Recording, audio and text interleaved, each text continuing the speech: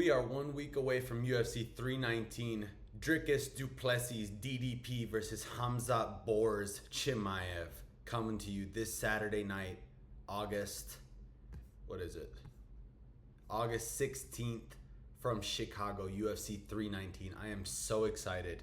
This is probably the best matchup to date this year.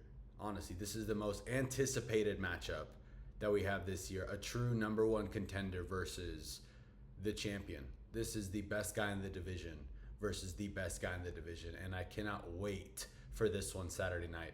Without further ado, let's get right into the card. From the very early prelim, the first fight on the card. We're going to work through the prelims and the main card. We're going to talk about every single fight, give a detailed breakdown and a prediction. We're probably going to be wrong, but it's okay. This is why we do this. We enjoy it. Without further ado. Karine Silva versus Dion Barbosa. I'm not sure who Dion Barbosa is. I know Karine Silva. I think she's going to win by decision. Okay? Now let's get into the real card. Nursultan Ruzaboyev versus Brian the Butcher Battle.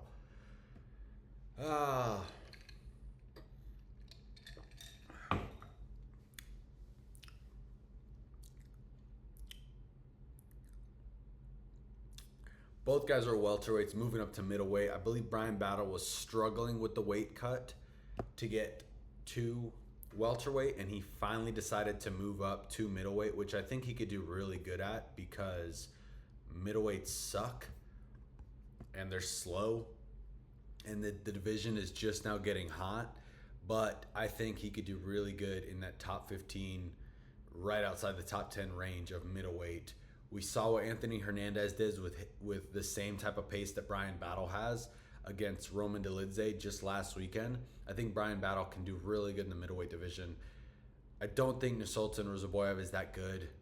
I don't think he's that powerful. I don't think he's that dominant. I think Brian Battle's going to win this one probably by a 30-27 or a 29-28 decision, dominant fashion, landing volume strikes.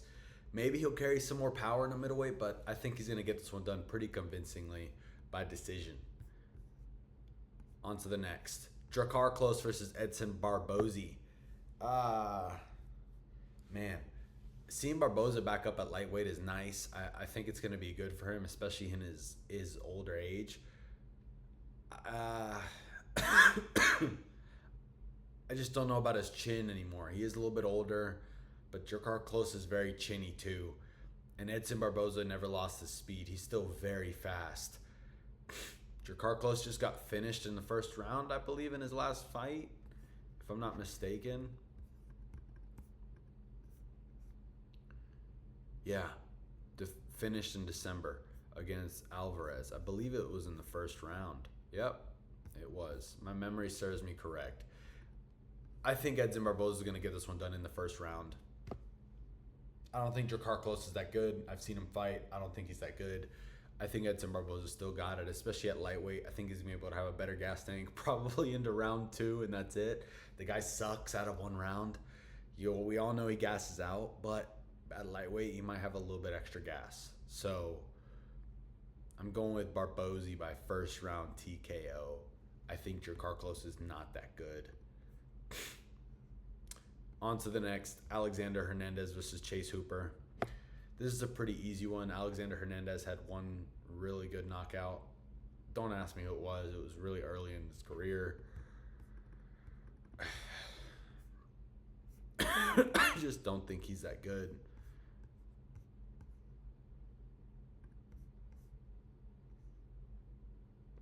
Jim Miller.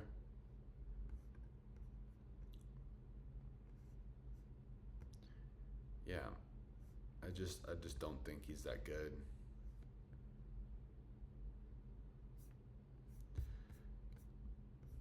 Chase Hooper should get this one done in dominant fashion by grappling fast. He might be able to get the finish because Alexander Hernandez isn't that good on the ground. Let's go with third round rear naked choke, I think. Chase Hooper's pretty crafty on the ground, so I wouldn't be surprised if he gets it done quicker, but Alexander is pretty quick, so he's pretty strong. Yeah. Look at our boy. Growing up so fast, man. Chase the dog Hooper. Too much gooning in his last fight. Hopefully he gets a real test after this one. This isn't a real test. He should win this one pretty dominantly. Lupi Godinez versus Jessica Andrade. One of the worst. Hold on.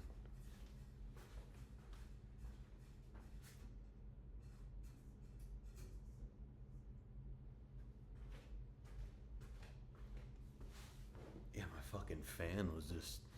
Anyways, Lupi Godinez versus Jessica Andrade. I can't trust Lupi. I can't trust Jessica Andrade to win another fight, especially in 2025. I don't think she's that good. She's probably the only female fighter that looks like a man and sucks ass. Looks like a man and fights like a woman. That's how you put it. Lupi Godinez should get this one done via dominant decision. Grappling fest. She might be able to get the submission. I know she has a wrestling background. I think she's pretty good. So yeah, let's go with Lupi Godinez by dominant decision, 29-28. Mikhail Oleksiejczuk versus GM3.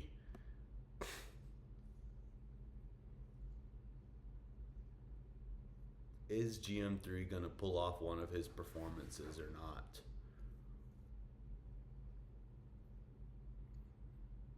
Is GM3 going to pull off one of his performances or not?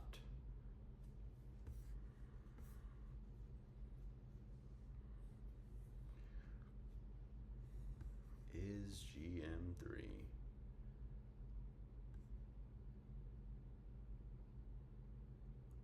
I think GM3 is going to get it done via third round GM3 Unk Fest finish. He's very good on the ground. Mikhail is not that good on the ground. He got submitted by Kevin Holland. GM3 should get it done. But Mikhail is strong. He has good footwork.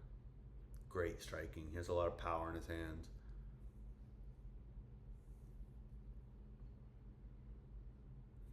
What are the betting odds? No odds? Oh, come on.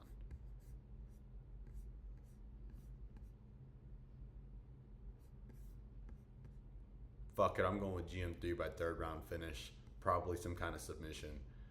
He should get it done quicker. GM3 is very good on the ground. If he can survive on the feet, get the takedown, he should be able to win on the ground. Mikhail is not that good on the ground. Diego Ferreira versus King Green. This is an easy one. Bobby Green just got fucking knocked out not too long ago by Rufy. KO in the first round. Devastating KO. Out cold. Diego should be able to knock him out within the first 2 rounds. If he doesn't go for that, he's not a great fighter. I'm going with Diego Ferreira for TKO versus King Green in the first 2 rounds. I think he's underrated. I do think he's very good. I think he's right outside that top 15. He's a really good test for these up-and-comers in the lightweight division. Just sometimes Bobby Green has these performances where it's like, oh, I understand why you were ranked for so long. I think Diego Ferreira is going to get it done. I do think he's that good, man. Fucking just... King Green just loves... I'm not even going to say it. Bobby Green loves to put his chin out on a fucking platter, man. It happens every time. And he's so chinny now. It's like... We're going to see him... Hopefully not, but...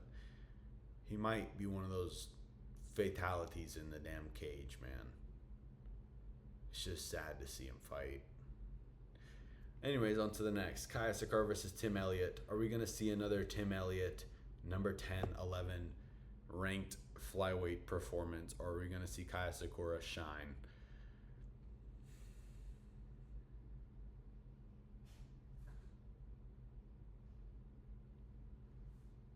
Fuck it, man. I'm going with Kaya Sakura. I think he took a lot of time off, which tells me he was probably working on his game.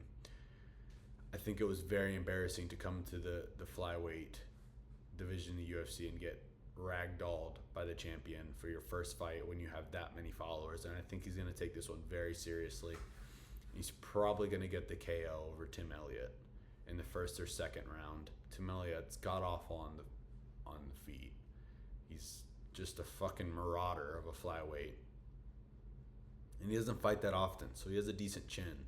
He's pretty durable. I think Kayasakura going to get it done via TKO within the first 2 rounds. I do think he is that good. He almost landed one of those flying knees on Pantoja. We just know Pantoja just has the craziest chin we've ever seen. But it is flyweight, you know. I'm looking forward to it. Kayasakura by first 2 rounds, TKO. 100%. That one's a lock.